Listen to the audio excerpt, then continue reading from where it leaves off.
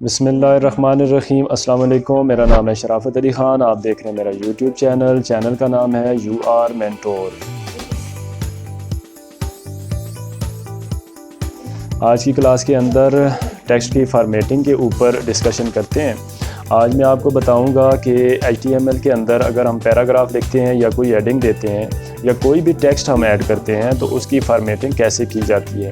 उसके लिए आज मैं आपको 10 टैग्स ऐसे बताऊंगा कि जिनकी मदद से हम अपने टेक्स्ट को और ख़ूबसूरत और अच्छे तरीके से लिख सकते हैं और एंड यूज़र को जो आसानी के साथ समझ में भी आएगा और उसको अच्छा भी लगेगा। आपका वेब पेज अच्छा होना चाहिए, ख़ूबसूरत होना चाहिए।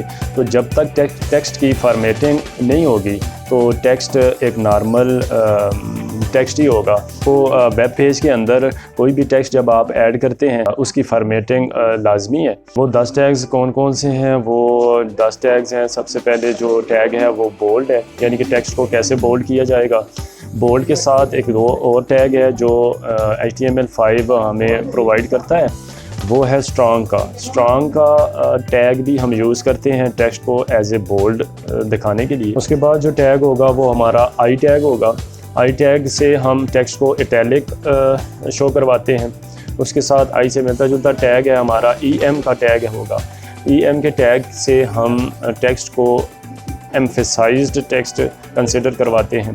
एम्फेसाइज्ड टेक्स्ट ऐसा टेक्स्ट होता है कि अगर आपने स्क्रीन रीडर लगाया हो तो वहाँ पर एम्फेसाइज्ड टैग के अंदर जितना भी टेक्स्ट होगा वो स्क्रीन रीडर उसको ऐसे प्रोनाउंस करेगा कि उसके ऊपर दबाव देकर या ज़ोर से उस टेक्स्ट को प्रोनाउंस किया जाएगा।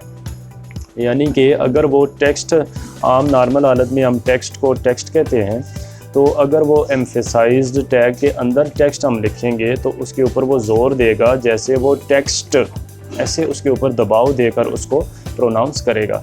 तो एम्फेसाइज्ड और आई के अंदर ये थोड़ा सा आपस में डिफरेंट है। शो वो इटैलिक की तरह ही होगा। उसके बाद जो टैग हम यूज़ करेंगे वो टैग होंगे हमारा, एक तो मार्क का टैग होगा कि टेक्स्ट को अगर आपने मार्क करना है तो वो कैसे शो किया जाएगा।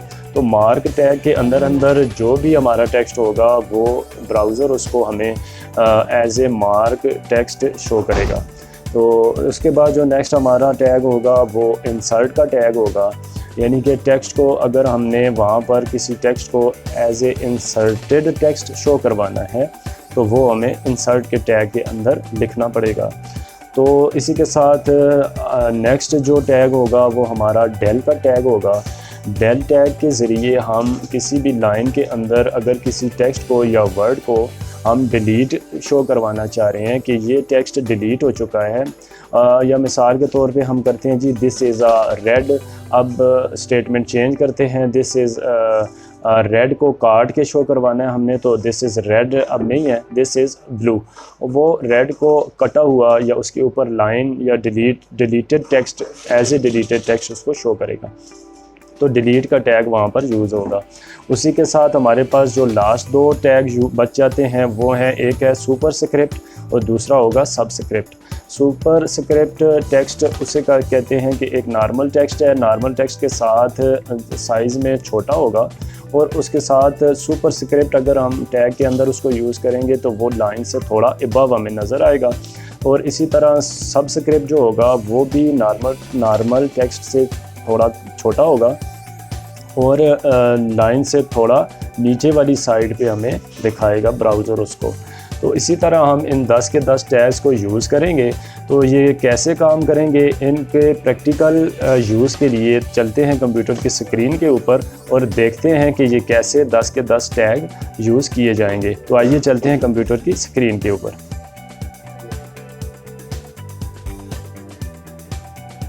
तो यहाँ पर जी मैं डेस्कटॉप पर उसी होम पेज को राइट क्लिक करके इसकी कोडिंग के अंदर जाता हूँ। ओपन विद नोटपैड कर लेते हैं। हमारी कोडिंग ओपन हो चुकी। इसको मैं थोड़ा जूम इन कर लूँ ताकि आपको स्क्रीन पर नज़र आ सके।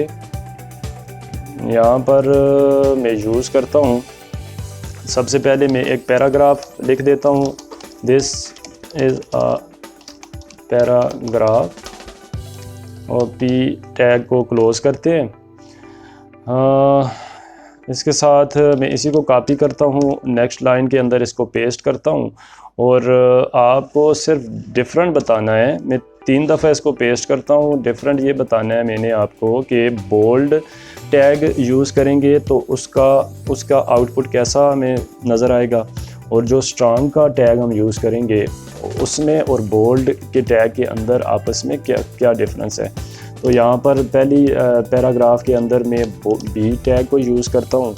पैराग्राफ के एंड में जाकर बी टैग को मैं क्लोज़ करता हूँ, और नीचे वाले पैराग्राफ नंबर 2 के अंदर मैं स्ट्रांग टैग को यूज़ करता हूँ। तो यहाँ पर स्ट्रांग टैग को मैं क्लोज़ करता हूँ,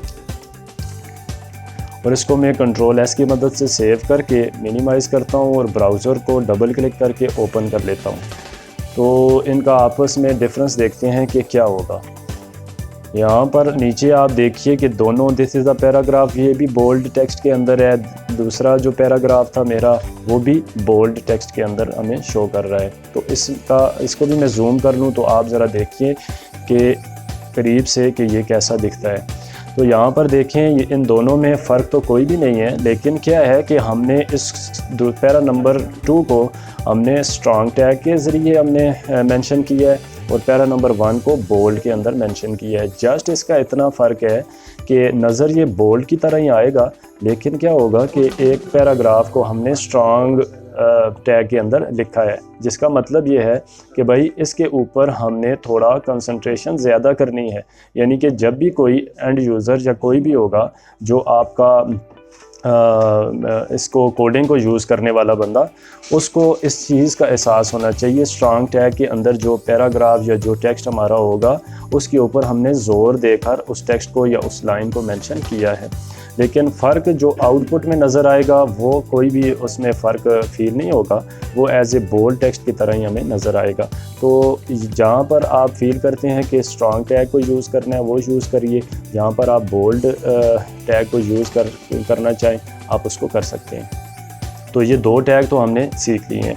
इसके साथ अब दोबारा कोडिंग के अंदर जाते हैं। यहाँ पर मैं जो पैराग्राफ नंबर 3 है, यहाँ पर मैं क्या करता हूँ, बल्कि इसको मेंशन कर देता हूँ पैरा 3।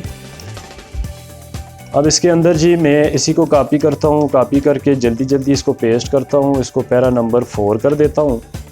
4 के अंदर क्या करेंगे, हम 2 टैग मज़ीद सीखेंगे। वो कौन से होंगे कि एक तो आई यानी कि इटैलिक, और दूसरा जो होगा वो हमारा EM टैग होगा। इसका मतलब है कि एम्फेसाइज्ड टेक्स्ट। EM टैग को मैं यूज़ करता हूँ पैरा नंबर 4 के अंदर, और इसको मैं EM को क्लोज़ कर देता हूँ यहाँ पर। इसको भी कंट्रोल एस की मदद से सेव करूँगा। ब्राउज़र के अंदर आकर मैं यहाँ पर आप देखिए मैं इसको पेज को रिफ़्रेश जैसे ही करूँगा तो वो पैराग्राफ हमें पैरा नंबर 3 भी इटैलिक हो गया और 4 भी इटैलिक की तरह हमें नज़र आ रहा है। लेकिन इसके अंदर भी वही चीज़ है कि इसको अगर स्क्रीन रीडर लगा होगा तो वो इसको ज़ोर देकर इसको प्रोनाउंस करेगा। प्रोनाउंसिएशन उसकी थोड़ा दबाव के साथ होगी, और जब वो पैरा नंबर 3 को प्रोनाउंस करेगा तो वो जस्ट नॉर्मल आवाज़ के साथ ही आपको प्रोनाउंसिएशन उसकी मिलेगी। यानी कि para 3 this is a paragraph. तो एम्फेसाइज्ड और आई के टैग्स के अंदर जो डिफरेंट है वो बस इतना ही है। जस्ट नज़र वो भी बोल्ड और स्ट्रांग की तरह एक जैसी नज़र आएगी आपको। अब जी उसके बाद कोडिंग के अंदर दोबारा जाते हैं। मैं इसको जल्दी से और एक पैराग्राफ लिख देता हूँ। This is a para number 5। अब पी टैग को क्लोज़ करता हूँ। इस पी टैग को क्लोज़ करके मैं यहाँ पर जी अब मैं आपको एक और जो टैग है हमारा वो जल्दी से यूज़ कर लेते हैं। मार्क का टैग जो था हमारा उसको यूज़ करते हैं।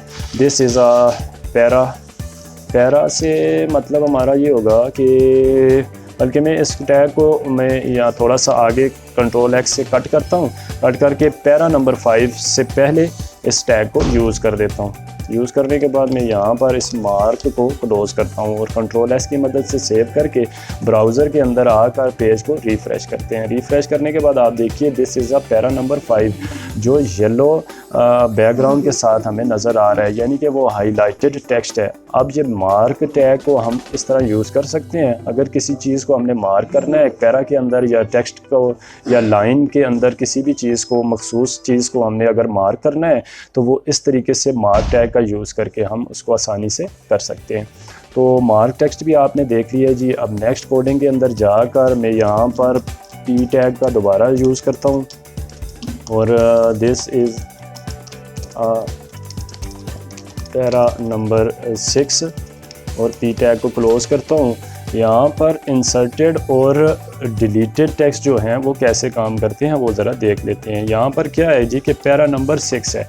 अगर मैं यहाँ पर कर दूँ पैरा नंबर 6 की जगह 7, तो क्या करूँगा कि इस पैरा नंबर 6 से पीछे मैं यहाँ पर डेल के टैग को यूज़ करूँगा और डेल के टैग को इसके 6 के आगे क्लोज़ करूँगा और यहाँ पर मैं क्या करूँगा कि 7 कर दूँगा इसके आगे, फुल स्टॉप दे के इसको मैं सेव करूँगा। सेव करने के बाद पेज के अंदर जाकर रिफ़्रेश करूँगा तो आप देखिए कि क्या किया, this is the para number 6 को उसने लाइन के साथ काट के दिया है और 7 को आगे इंसर्ट कर दिया है। इसी तरह आप किसी टेक्स्ट के अंदर किसी चीज़ को डिलीट शो करवाना चाहें तो इस डेल के टैग से शो करवा सकते हैं।